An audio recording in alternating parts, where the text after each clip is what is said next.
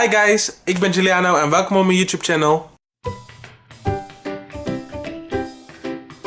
Zoals jullie hebben gezien ben ik dressed for the occasion, want we gaan vandaag een review doen over Captain Marvel. Ik ben echt een grote fan van Marvel, heb alle MCU films gezien. De endcredit scene van Avengers Infinity War gaf ons al een beetje een hint van dat Captain Marvel echt een heel belangrijke rol zou spelen in de toekomst. Vandaar was ik echt heel erg hyped voor deze film, want wie is Captain Marvel nou eigenlijk en hoe is ze zo powerful dat zij Thanos zou kunnen verslaan? In deze film krijgen we dat te weten en ik ga nu mijn review erover doen. Captain Marvel gaat over een vrouw genaamd Carol Danvers.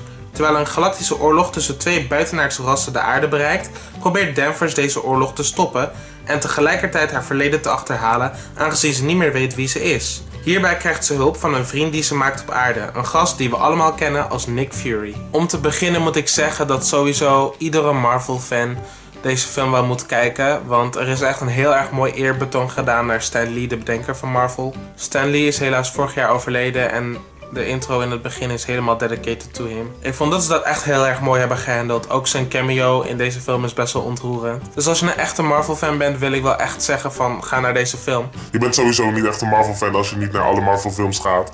Maar ik bedoel meer van... Als je twijfelt om naar Captain Marvel te gaan, zou ik toch wel gaan. Puur om het afscheid van Stan Lee, dat ze echt heel erg mooi hebben gehandeld. En dan denk je natuurlijk van waarom zou ik Marvel fans moeten overhalen om te gaan naar deze film? Nou, de receptie van de trailers van Captain Marvel waren niet echt heel erg positief. Mensen hadden echt heel erg veel kritiek op Brie Larson, vonden haar heel onsympathiek overkomen. En daarmee bedoel ik dat in de trailers ze niet echt emoties vertoont, waardoor je eigenlijk best wel moeilijk kan connecten met de character. Dus er was een heel debat online van, ja, moet ik gaan naar deze film of niet? Is het waard? En ik kan daar alleen op zeggen, ja, ga naar die film. Het is het echt waard, want Captain Marvel steeg echt boven mijn verwachtingen uit. Ik vond het verhaallijn echt interessant. Het was vooral leuk voor mij om nieuwe personages te leren kennen en nieuwe werelden zoals die van de Skrulls. Skrulls.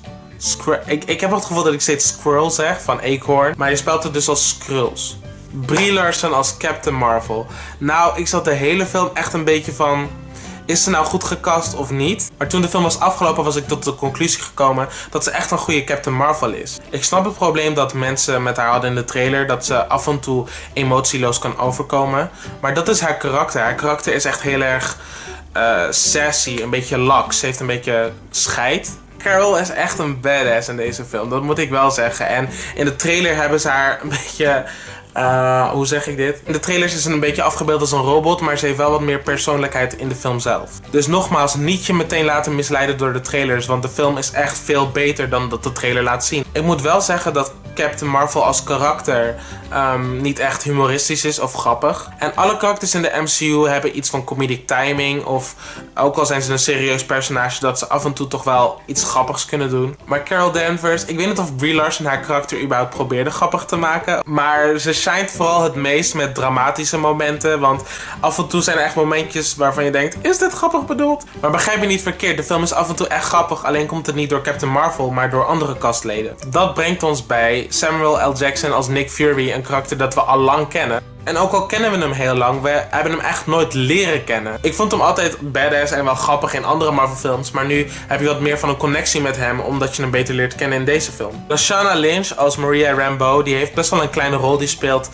Carol Danvers' beste vriendin uit het verleden. Maar met die kleine rol weet ze echt met haar acteerskills echt zulke indruk te maken, want ze heeft echt, zoals ik al zei, een kleine rol, maar het is zo vol met sympathie, omdat je door flashbacks weet wat ze betekent voor Carol. Ik vond de friendship van Maria en Carol in deze film echt interessant en ik hoop dat we daar in de toekomst ook meer op terugkomen.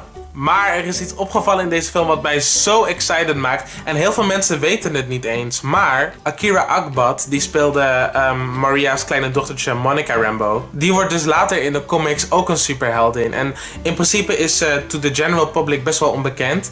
Maar ik ben gewoon super blij dat er nu ook gewoon een zwarte superheldin in de maak is. En sommige mensen denken misschien, de eerste, we hebben toch al de Dora Milaje van Black Panther, Okoye, Shuri en zo. Ja, dat is waar en ze zijn echt badass women. Ik hou echt van hun karakters. Maar als je er goed over nadenkt, zijn ze in dienst van King T'Challa. En Monica Rambeau wordt echt een solo superheldin. En dat is best wel een grote stap. Dan hebben we de ultimate scene stealer van de film en dat is Goose de kat. Ik ging zo stuk om die kat die hele film. Maar ik wil geen spoilers geven. Het enige wat ik kan zeggen is, hoe schattig die kat ook is, don't mess with her. Dan wil ik terugkomen op de Skrulls. Laat maar. De groene aliens in de Captain Marvel film, de Shapeshifters. Ik vond die characters zo goed tot leven gebracht, want je ziet dat het echt amper CGI is, maar gewoon echt een masker en goede make-up. En je zou kunnen denken dat dat er dan nep uit zou zien, maar nee, totaal niet. Het is echt heel erg geloofwaardig gedaan en dat vond ik zo impressive. Nu gaan we het dan eventjes hebben over wat punten die ik wat minder vond aan Captain Marvel. Nou, er was een soort plot twist, of tenminste het moest een plot twist zijn, wat de villain betreft in de film. Maar ik had het al meteen sinds het begin door. Ik tikte de persoon naast me aan en ik was like, hey, ik denk dat dit gaat gebeuren. En het gebeurde. En nu komt een punt dat eigenlijk veel erger had gekund. Maar ze deden het toch. Ze konden het gewoon niet laten. En ik kon er echt niet tegen gewoon. Ik ben al voor women empowerment, van vrouwelijke superhelden. Iedereen moet representation krijgen. Alleen vind ik het super irritant dat ze moeten benadrukken dat de vrouw echt super badass, dat het überhaupt een vrouw is. Ik zweer, ik heb echt zoiets van, jullie proberen veel te hard. Ik denk dat het meest feministische dat je kan doen is door de vrouw de held te maken van de film zonder te benadrukken van kijk, ik ben een badass vrouw. En deze film die deed dat echt, nou niet heel vaak, maar af en toe was het zo obvious. Dit is geen spoiler, maar er komt een gevecht in de film en dan draaien ze dit liedje op de achtergrond.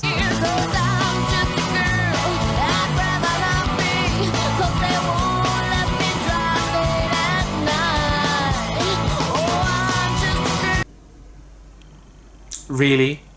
Like really? Wonder Woman, en het spijt me heel erg dat ik dit moet zeggen als Marvel fan, maar die deed het echt hartstikke goed. Er wordt niet echt constant in je face gedouwd dat ze een vrouw is en er worden ook geen constante grappen gemaakt over mannen. In mijn ogen zou het veel betere representation zijn als het een held is die ook nog eens een vrouw blijkt te zijn. In plaats van Het is een vrouw, maar ze blijkt ook nog eens een held te zijn. Snap je? Het wordt dan echt too much. Want ik vond dat de film het echt perfect deed.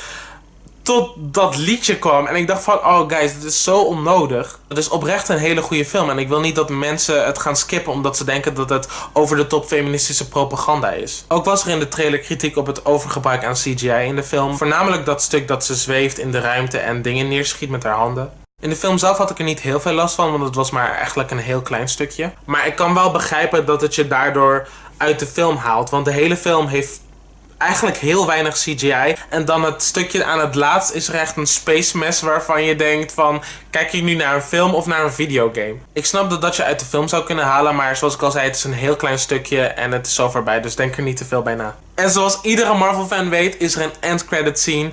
In deze film waren er 2. Ik ga ze niet spoilen, maar ik moet je wel zeggen, de eerste end credit scene, die is echt epic. Dat heeft me zo opgehyped voor Endgame, nog meer gewoon. En de tweede is leuk, het is grappig, maar het maakt niet echt heel erg veel uit als je eerder de zaal uitgaat. In vergelijking met alle andere MCU-films zou ik deze film ergens in het midden ranken of misschien iets boven de helft. Naar mijn mening was het echt een hele goede film. Het is zeker waard om te kijken in de bioscoop. Alleen waren er een paar foutjes die makkelijk verbeterd konden worden. Ik geef Captain Marvel een 7,8. Hebben jullie Captain Marvel al gezien? Wat vonden jullie van de film? Let me know in de comments. Volg mij ook op mijn Instagram hieronder voor meer info over dit kanaal. Y'all know the drill. Like, subscribe en share if you care. Volgende week ga ik een review doen over de film What Men Want. So make sure to check that out. Oké guys, dat was het. Ciao!